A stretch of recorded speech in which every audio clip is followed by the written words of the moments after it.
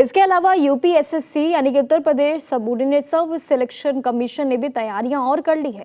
अभी हाल ही में कई सारी भर्तियां आई हैं, लेकिन एक बार फिर से भर्तियों का जोर दोबारा देखने को मिला है। यानी कि कहीं ना कहीं युवाओं के लिए वो मल्टीपल ऑप्शंस को जरूर आगे रखा जा रहा है, जो हर किसी के लिए कहीं ना कहीं अहम है।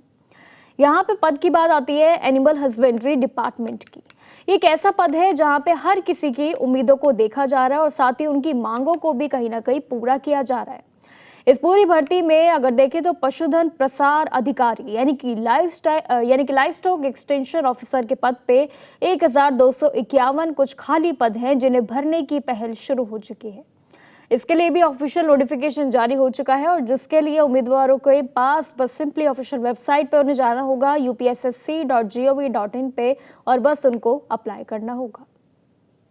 अब इसके लिए ऑनलाइन एप्लीकेशन भी जो कि 9 सितंबर 2026 से शुरू होंगे, लेकिन इसके बाद अप्लाई करने की अंतिम तिथि यानी कि लास्ट डेट भी आपको याद रखनी है 19 सितंबर 2026 है। वैसे तो इसके लिए काफ़ी टाइम है, लेकिन तैयारियां आपकी शुरू पहले से होनी चाहिए, क्योंकि कुछ ऐसी चीज़ें हैं जो आपके लिए फॉर्म भरने से पहले ज़रूर आपको पता होनी चाहिए। इसके अलावा अगर आपको लगता है कि जब भी आप फॉर्म भरेंगे तो कोई भी अगर आपसे मान लीजिए गलती होती है, तो बेझिझक होकर आपके लिए एक और मौका भी तैयार किया गया है, जो कि 6 अक्टूबर तक का करेक्शन विंडो का ऑप्शन आपको मिलेगा। ये 6 तारीख तक आपके लिए अवेलेबल रहेगी। सिलेक्शन प्रोसेस के लिए भी कुछ चरण होंगे, जिसमें उम्मीदवारों की शॉर्टलिस्टिंग तय की जाएगी।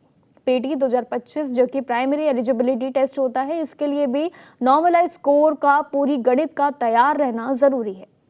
अब जिसके लिए बाद में मुख्य रूप से जो परीक्षा होंगी यानी कि जिसे मेन परीक्षा कहा जाता है, इसमें बैठने का मौका मिलेगा।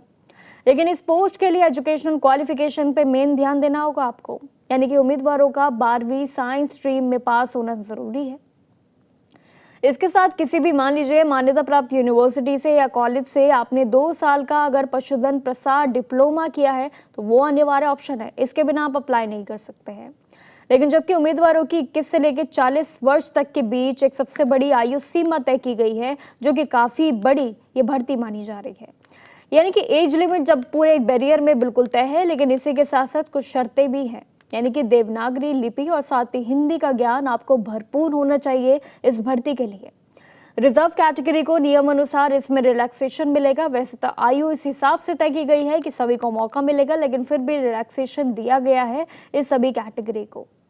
बाकी जो चुनिंदा उम्मीदवार रहेंगे, जो भी सफल रहेंगे इस पूरी भर्ती प्रक्रिया में, उनके लिए पोस्टिंग जो कि एनिमल हस्बेंड्री पूरी तरीके से इसमें पे लेवल में भी कन्वर्ट होगी, जो हाईएस्ट पे भी माना जा रहा है, जिसमें 29,200 से लेके सीधे 92,300 रुपये तक का ये महीने का सैलरी होगा। ये सालों का नहीं बल्कि महीने का सैलरी होगा, जो कि मुख्य परीक्षा भी ऑब्जेक्टिव टाइप आपकी होगी।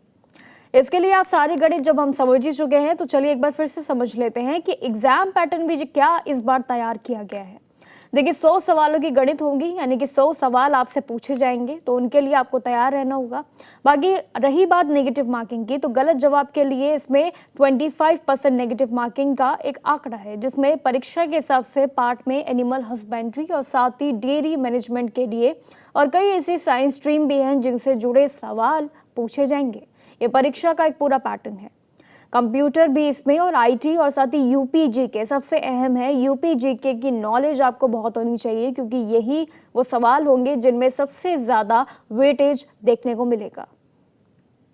अब कहीं ना कहीं आज के शो में ये 5 भर्तियों के बारे में अगर आपने सुना है तो ज़रूर इसके लिए अप्लाई कीजिएगा। बाकी जानकारियां आपको एग्जाम पैटर्न सहित मैंने दे दी है, तो अब तैयारियां अब आपको करनी है कि आपको कौन सी भर्ती पे जाना है। कुछ ऐसी भर्तियां भी हैं जिनके लिए अप्लाई आप बहुत ही बेझिझक होकर कर सकते हैं, लेकिन किसी में शर्त आपको पार करनी होगी।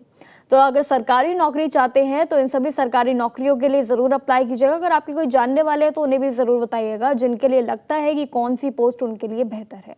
बाकी जानकारियों के लिए देखते रहिएगा जागरण जोश। नमस्कार।